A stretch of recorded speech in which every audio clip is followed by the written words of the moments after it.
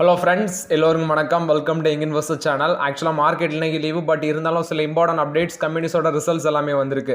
So first இதில் நம்ம கவனிக்க வேண்டியது பார்த்தீங்கன்னா, மார்க்கெட்டில் அடுத்த ஒரு பாம்ஷெல் வரப்போகுது. அதாவது ரீசெண்டாக பார்த்தீங்கன்னா ஒரு டூ இயர்ஸ் முன்னாடி நினைக்கிறேன், 2.5 years இருக்கும். ஹிண்டன்பர்க் பார்த்தீங்கன்னா அதானி குரூப் மேலே சில முறைகேடுகளை சொல்லியிருந்தாங்க. அதை ஒரு ரிசர்ச் பண்ணி அவங்க சில டீட்டெயில்ஸ் இட்டதுனால அதானி குரூப் ஸ்டாக்ஸ் எல்லாமே பார்த்தீங்கன்னா கிராஷ் ஆயிருந்துச்சு. நம்ம அப்டேட் பார்த்துருந்தோம். ஸோ ஹிண்டன்பர்க் ஃபஸ்ட்டு அந்த அப்டேட்டை கொடுத்துருந்தாங்க. இப்போ பார்த்தீங்கன்னா ஒரு ட்வீட் போட்டிருக்காங்க. அதாவது சம்திங் பிக் சூன் இந்தியா அப்படின்னு சொல்லியிருக்காங்க. இந்த ஒரே லைன் ட்வீட் மட்டும் போட்டிருக்காங்க. மேபி யாரை குறி வைக்கிறாங்க அப்படின்னு தெரியல. ஸோ மார்க்கெட்டில் அடுத்ததும் ஒரு பூம் வருமா அப்படின்னு சொல்லி அவங்க சொல்கிறத வச்சு பார்க்கும்போது தெரியுது. ஸோ அதனால தான் நான் உங்கள்கிட்ட மார்க்கெட்டில் சொல்கிறது, பல்க் இன்வெஸ்ட்மெண்ட் இப்போதைக்கு என்ட்ரி கொடுக்காதீங்க, ரொம்பவே கேர்ஃபுல்லாக இருங்க. ஸோ இவங்க எந்த கம்பெனியை டார்கெட் பண்ணுறாங்க, இல்லை சும்மா தேவையில்லாமல் எதுவும் கிளப்பி விட்றாங்களா என்ன எதுன்னு தெரில. ஸோ நம்ம வெயிட் பண்ணி தான் பார்க்கணும். பட் சம்திங் பிக் சூன் இந்தியான்னு போட்டிருக்காங்க. இவங்க ரிசர்ச் எந்த கம்பெனி பண்ணாங்க எப்படின்னு தெரில, ஒரே லைன் தான் ட்வீட் போட்டிருக்காங்க. ஸோ நம்ம வெயிட் பண்ணி தான் பார்க்கணும் இவங்க என்ன அப்டேட் கொடுக்குறாங்கன்னு.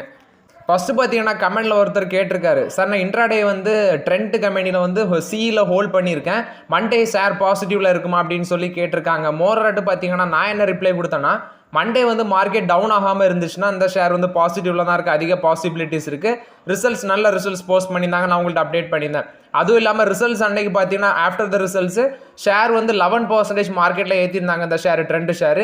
பட் நான் இன்ட்ராடே ஆப்ஷன் இது எல்லாமே அவாய்ட் பண்ணுறேன். நான் லாங் டேர்ம் ஃபோக்கஸ் பண்ணுறேன். ஸோ மோராட்டு மார்க்கெட் கீழே விழலாம் பார்த்தீங்கன்னா இது பாசிட்டிவ்ல தான் இருக்க சான்சஸ் இருக்குங்கிறது என்னோட ஒப்பீனியன் ட்ரெண்ட் ஷேரில். நெக்ஸ்ட் பார்த்தீங்கன்னா ஓலா ஷேர் மோராட்டு மார்க்கெட்டில் அன்னைக்கு லிஸ்ட்டாக இருந்துச்சு. 76 ரூபாயில் ஸ்டார்ட் ஆனது, 91 ரூபா வரைக்கும் போச்சு. 15 ரூபா அந்த ரேஞ்சில் ஏறி இருந்துச்சு. 20% மார்க்கெட்டில் ரேலியாக இருந்துச்சு. மோராட்டு பார்த்தீங்கன்னா ஓலா அந்த ஷேரை நீங்கள் எனக்கு தெரிஞ்சு ரொம்பவே கேர்ஃபுல்லாக இருங்க. வேணா ஷேர் ப்ரைஸ் டபுளாக போகும் தவிர ரொம்ப ஒன்றும் பெரிய அளவில் ரேலியாக வாய்ப்புகள் இல்லை. Continuous loss making company. Ather அளவுக்கு பார்த்தீங்கன்னா இல்லை பெர்ஃபார்மன்ஸ் இல்லை. ஏத்தர் பெர்ஃபார்மன்ஸ் பண்ணுற ரேஞ்சுக்கு ஓலாவோட பெர்ஃபார்மன்ஸ் இல்லை. ஸோ அதனால பார்த்தீங்கன்னா இந்த ஷேரில் ரொம்பவே கேர்ஃபுல்லாக இருங்க. ஓலாவோட ஐபிஓவில் நான் அப்ளை பண்ணல, ரொம்பவே கேர்ஃபுல்லாக இருங்க. ஹெரிட்டேஜ் ஃபுட்ஸ் வாங்கலாமா ப்ரோ அப்படின்னு கேட்டிருக்கீங்க. மோராட்டி இதிலலாம் நான் ஸ்டேக்கே கிடையாது. இப்படி ஒரு ஷேர் இருக்குன்னு எனக்கு எப்படி தெரியும்னா, இந்த ஆந்திரா எலெக்ஷன் ரிசல்ட்ஸ்க்கு அப்புறம் தான் ஹெரிட்டேஜ் ஃபுட்ஸ்னு ஒரு ஷேர் இருக்குன்னு எனக்கு தெரியும். ஸோ அதுக்கப்புறம் பார்த்தீங்கன்னா அதோட செக் பண்ணி பார்க்கும்போது அது அந்த சிஎம் ஃபேமிலி ஹோல்டிங்ஸ் அதில் அதிகமாக இருக்குது. ஸோ அதை பேஸ் பண்ணி இந்த ஸ்டாக் நல்லாவே ரேலியாக இருந்துச்சு. மோராட்டி இதில் மியூச்சுவல் ஃபண்ட்ஸ் ஸ்டேக்கை டைல்யூட் பண்ணியிருக்காங்க அப்படின்னு நம்ம டிஸ்கஸ் பண்ணியிருந்தோம்.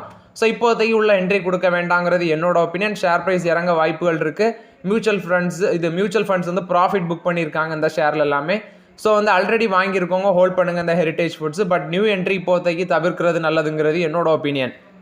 நெக்ஸ்ட் பார்த்தீங்கன்னா ஆரோபிண்டோ ஃபார்மா ரிசல்ட்ஸ் அனௌன்ஸ் பண்ணியிருக்காங்க. ப்ராஃபிட் 61% இன்க்ரீஸ் ஆயிருக்கு, 918 கோடி பண்ணியிருக்காங்க. ரெவன்யூ 10% இன்க்ரீஸ் ஆயிருக்கு, 7567 கோடி பண்ணியிருக்காங்க. எபிட்டா 41% மேலே போயிருக்கு, 1620 கோடியாக இருக்குது. மார்ஜின் 21.4% இருக்குது. இயர் ஆன் இயர் பேஸில் பார்க்கும்போது சேம் குவார்டர் லாஸ்ட்டில் 16.8% இருக்குது. மோராட்டு பார்த்தீங்கன்னா ரிசல்ட்ஸ் நல்லா தான் பண்ணியிருக்காங்க ஆரோபிண்டோ ஃபார்மா. இது ஆரோபிண்டோ ஃபார்மா போஸ்ட் பண்ண results update. Apollo tubes results announce பண்ணியிருக்காங்க. நெட் ப்ராஃபிட் 193 கோடி பண்ணியிருக்காங்க. இயர் ஆன் இயர் பேஸில் ஃப்ளாட்டாக இருக்குது. குவார்டர் ஆன் குவார்டர் பேஸில் 13% இன்க்ரீஸ் ஆயிருக்குன்னு சொல்லியிருக்காங்க. Next revenue from operation 9.4% increase ஆயிருக்கு, 4974 கோடியாக இருக்குது. மார்ச் குவார்டரை கம்பேர் பண்ணும்போது 8% இன்க்ரீஸ் ஆயிருக்கு. இந்த கம்பெனியோட மார்ஜின் 6% டவுன் ஆயிருக்குன்னு சொல்லியிருக்காங்க. ஏன்னா சேம் பீரியட் லாஸ்ட் இயரில் 6.7% இருக்குது. எபிட்டா 301 கோடியாக இருக்குது, 2% இயர் ஆன் இயர் பேஸில் டிக்ரீஸ் ஆயிருக்கு. மார்ச் குவார்டர் கூட கம்பேர் பண்ணும்போது 8% இன்க்ரீஸ் ஆயிருக்கு. எபிட்டா பர் டன் பார்க்கும்போது 4183 இருக்குது, 10% இயர் ஆன் இயர் பேஸில் டிக்ளைன் ஆயிருக்கு. பட் மார்ச் குவார்டர் கூட கம்பேர் பண்ணும்போது இன்க்ரீஸ் ஆயிருக்கு. ஸ்ட்ரக்சர் ஸ்டீல் டியூப் கம்பெனி தான் அந்த company. So record sales volume பண்ணியிருக்காங்க அந்த குவார்டரில். ஹையஸ்ட் எவர் சேல்ஸ் வால்யூம் சொல்லியிருக்காங்க. 7,21,064 டன்ஸாக இருக்குது அப்படின்னு சொல்லியிருக்காங்க. அதே முந்தின குவார்டரில் பார்த்தீங்கன்னா 6,78,556 இருந்துச்சு. சேம் குவார்டர் லாஸ்ட் இயரில் 6,61,501 டன்ஸாக இருந்துச்சு. வேல்யூ ஆடட் செக்மெண்ட் 16% இன்க்ரீஸ் ஆயிருக்கு. ஸோ இது 57% ரைஸ் ஆயிருக்குன்னு சொல்லியிருக்காங்க. ஃபினோலெக்ஸ் கேபிள் ரிசல்ட்ஸ் அனௌன்ஸ் பண்ணியிருக்காங்க. ப்ராஃபிட் 52% இன்க்ரீஸ் ஆயிருக்கு, 243 கோடியாக இருக்குது. சேல்ஸ் பார்த்தீங்கன்னா 2% மேலே இன்க்ரீஸ் ஆயிருக்கு, 1230 கோடியாக இருக்குன்னு சொல்லியிருக்காங்க. Next stove craft results announce பண்ணியிருக்காங்க. நெட் ப்ராஃபிட் 8 கோடி பண்ணியிருக்காங்க, ஃப்ளாட்டாக இருக்குது இயர் ஆன் இயர் பேஸில். ரெவன்யூ 5.5% இன்க்ரீஸ் ஆயிருக்கு, 314 கோடியாக இருக்குது. எபிட்டா 29.8% இருக்குது, 30 கோடியாக இருக்குன்னு சொல்லியிருக்காங்க. மார்ஜின் 9.7% இருக்குது, அதே சேம் பீரியட் லாஸ்ட் இயரில் 7.9% இருந்திருக்கு சொல்லியிருக்காங்க. இது பார்த்தீங்கன்னா இவங்க ஸ்டவ் கிராஃப்ட் கொடுத்த ரிசல்ட்ஸ் அப்டேட்டு. டாடா டெக்னாலஜிஸ் கொடுத்த அப்டேட். இவங்க பார்த்தீங்கன்னா சத்தீஸ்கர் கவர்மெண்ட் கூட ஒரு மெமரம் ஆஃப் அண்டர்ஸ்டாண்டிங் சைன் பண்ணியிருந்தாங்க. அதை வந்து இப்போ பார்த்தீங்கன்னா நாங்கள் வந்து இது என் பண்ணுறோம் அப்படின்னு சொல்லியிருக்காங்க. அதாவது டெர்மினேஷன் பண்ணுறோம், இதை விட முடிச்சுக்கிறோம் அந்த மெமரம் ஆஃப் அண்டர்ஸ்டாண்டிங் அப்படின்னு சொல்லியிருக்காங்க. 36 IT centre of excellence Chhattisgarh government கூட மெமரம் ஆஃப் அண்டர்ஸ்டாண்டிங் சைன் பண்ணியிருந்தாங்க. இப்போ அதை ஃபினிஷ் பண்ணுறோன்னு சொல்கிறாங்க. நெக்ஸ்ட் மேசகான் டாக் ஷிப் பில்டர்ஸுக்கு 4676 கோடி உள்ள ஒரு கான்ட்ராக்ட் வந்து ஓஎன்ஜிசிட்டு வந்து கிடச்சிருக்கு அப்படின்னு சொல்லியிருக்காங்க. இது வந்து மேசகான் ஷிப் பில்டர்ஸை பொறுத்த வரைக்கும் ஒரு பாசிட்டிவ் அப்டேட் பார்க்கப்படுது. பட் இப்போதைக்கு இந்த மேசகான் ஷிப் பில்டர் ஷேர்லலாம் உள்ள என்ட்ரி கொடுக்க வேண்டாங்கிறது என்னோட opinion. Next Indian oil corporation தரப்புலேருந்து ஒரு அப்டேட் கொடுத்துருக்காங்க. ஸோ அவங்க வந்து பார்த்தீங்கன்னா இந்த எத்தனால் வந்து பிளெண்ட் பண்ணுவாங்க. ஸோ அந்த எத்தனால் பிளெண்ட் பண்ணி அதுலேருந்து சில வேல்யூபிள் ப்ராடக்ட்ஸ் எடுப்பாங்க. அது வந்து பார்த்தீங்கன்னா 15% ஆட்டி இன்க்ரீஸ் ஆயிருக்கு அக்ராஸ் இந்தியா அப்படின்னு சொல்லியிருக்காங்க. இது ஒரு சக்ஸஸ்ஃபுல் அச்சீவ்மெண்ட்னு சொல்லியிருக்காங்க. மோராட்டு பார்த்தீங்கன்னா 2025 அந்த எத்தனால் பிளெண்டிங் டார்கெட் வந்து 20% ஆட்டு இருக்கும் அப்படின்னு சொல்லியிருக்காங்க. நெக்ஸ்ட் பார்த்தீங்கன்னா அமர் ராஜா தரப்புலேருந்து ஒரு அப்டேட். இவங்க ஒரு மெமரம் ஆஃப் அண்டர்ஸ்டாண்டிங் சைன் பண்ணியிருக்காங்க. பிஜிஓ இந்தியா அப்படிங்கிற ஒரு கம்பெனி கூட மெமரம் ஆஃப் அண்டர்ஸ்டாண்டிங் சைன் பண்ணியிருக்காங்க. லித்தியம் அயன் செல் வந்து மேனுஃபேக்சர் பண்ணுறதுக்கு எலக்ட்ரிக் வெஹிக்கிள்ஸ்க்கு பார்த்தீங்கன்னா இந்த lithium ion batteries and charges வந்து பண்ணுறதுக்கு வேண்டி தான் மெமரம் ஆஃப் அண்டர்ஸ்டாண்டிங் சைன் பண்ணியிருக்காங்க. இது வந்து அமர் ராஜா பேட்டரிஸை பொறுத்த வரைக்கும் ஒரு பாசிட்டிவ் அப்டேட்டாக பார்க்கப்படுது. நெக்ஸ்ட் அமர் ராஜா தரப்புலேருந்து இன்னொரு அப்டேட்டும் கொடுத்துருக்காங்க. தெலுங்கானா கவர்மெண்ட் வந்து பார்த்தீங்கன்னா அவங்களோட கமிட்மெண்ட்டுக்கு வந்து ஒத்துழைப்பு கொடுக்கட்ட அவங்க வந்து மேபி அவங்களோட கம்பெனி வந்து வேற இடத்துக்கு ஷிஃப்ட் பண்ண சான்சஸ் இருக்குது அப்படின்னு சொல்கிறாங்க. மோராட்டு பார்த்தீங்கன்னா இவங்க வந்து லாஸ்ட் இயர் இருந்த பிஆர்எஸ் கவர்மெண்ட் கூட ஒரு மெமரம் ஆஃப் அண்டர்ஸ்டாண்டிங் சைன் பண்ணியிருந்தாங்க. 9500 கோடி இன்வெஸ்ட்மெண்ட் பண்ண போகிறாங்க நெக்ஸ்ட் 10 இயர்ஸில் ஜிகா ஃபேக்ட்ரிக்கு அப்படின்னு சொல்லி. அது வந்து இப்போ இருக்க கவர்மெண்ட் இவங்களுக்கு ஒத்துழைப்பு கொடுக்கட்டா அவங்க வந்து வேற பிளேஸுக்கு ஷிஃப்ட் பண்ணணும்னு சொல்லியிருக்காங்க. அமர் ராஜா பேட்டரி தரப்புலேருந்து ஒரு அப்டேட் இருக்குது. இவங்க பார்த்தீங்கன்னா ஒரு பேட்டரி பிளான்ட்டை வந்து இனாகிரேட் பண்ணியிருக்காங்க அப்படின்னு சொல்லியிருக்காங்க. ஸோ இதில் நம்ம கவனிக்க வேண்டியது பார்த்தீங்கன்னா இவங்க வந்து இந்த இவி செக்மெண்ட்டுக்கு பேட்டரி ரொம்பவே தேவைனால இவங்களுக்கு இந்த ஏத்தர் எனர்ஜி அப்படிப்பட்ட கம்பெனியோடலாம் மெமரம் ஆஃப் அண்டர்ஸ்டாண்டிங் சைன் பண்ணி வச்சிருக்காங்க. ரீசனாட்டு ஏத்தர் எனர்ஜி கூட சேர்ந்து வந்து பேட்டரி வந்து ப்ரொவைட் பண்ண போகிறாங்கன்னு சொல்லியிருந்தாங்க. 2031 வருஷம் வரைக்கும் 9500 கோடி இன்வெஸ்ட்மெண்ட் பண்ண போகிறாங்கன்னு சொல்லியிருந்தாங்க 260 ஏக்கரில். ஸோ இதில் தான் ஃபஸ்ட்டு ஃபேஸாக வந்து அவங்க ஓப்பன் பண்ணியிருக்காங்கன்னு சொல்லியிருக்காங்க, இனாகிரேட் பண்ணியிருக்காங்க. இதோட கரண்ட் கெப்பாசிட்டி 1.0 ஜிகாவாட் பெர் ஹவர்னு சொல்லியிருக்காங்க. இதில் தான் அவங்க லித்தியம் அயன் பேட்டரி வந்து மேனுஃபேக்சர் பண்ணுவோன்னு சொல்லியிருக்காங்க.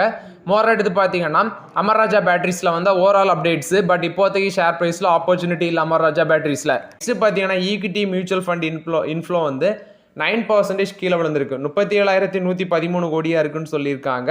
ஸோ ஜூலையில் வந்து பார்த்தீங்கன்னா கீழே விழுந்திருக்கு அப்படின்னு சொல்லியிருக்காங்க. இது வந்து association of mutual funds of India அவங்க கொடுத்த அப்டேட்டு. முன்னாடி பார்த்தீங்கன்னா இன்ஃப்ளோ வந்து ஈக்விட்டி மியூச்சுவல் ஃபண்ட்ஸில் 17% இன்க்ரீஸ் ஆயிருந்து. அதாவது ஜூனில் 40,608 கோடியாக இருந்தது, இப்போ 37,113 கோடியாக குறைஞ்சிருக்கு. எஸ்ஐபி சிஸ்டமேட்டிக் இன்வெஸ்ட்மெண்ட் பிளானில் வந்து மந்த்லி கிராஸ் இன்ஃப்ளோ வந்து ரெக்கார்ட் ஹைன்னு சொல்லியிருக்காங்க. 23,332 கோடியாக இருக்குது. ஜூனில் வந்து 21,262 கோடியாக இருந்துச்சுன்னு சொல்லியிருக்காங்க. ஓப்பன் எண்டட் ஈக்விட்டி ஃபண்ட்ஸில் பார்த்தீங்கன்னா இன்ஃப்ளோ வந்து ஒரு பாசிட்டிவ் ஜோனில் தான் இருக்குது. 41st month in year role அப்படின்னு சொல்லியிருக்காங்க. அடுத்தது செக்டோரல் ஆர் தீமேட்டிக் ஃபண்ட்ஸ் அதில் பார்க்கும்போது இன்ஃப்ளோ ஈக்விட்டி மியூச்சுவல் ஃபண்ட்ஸ் வந்து இந்த ஜூலையில் நெட் இன்ஃப்ளோ 18,386 கோடியாக இருக்குன்னு சொல்லியிருக்காங்க.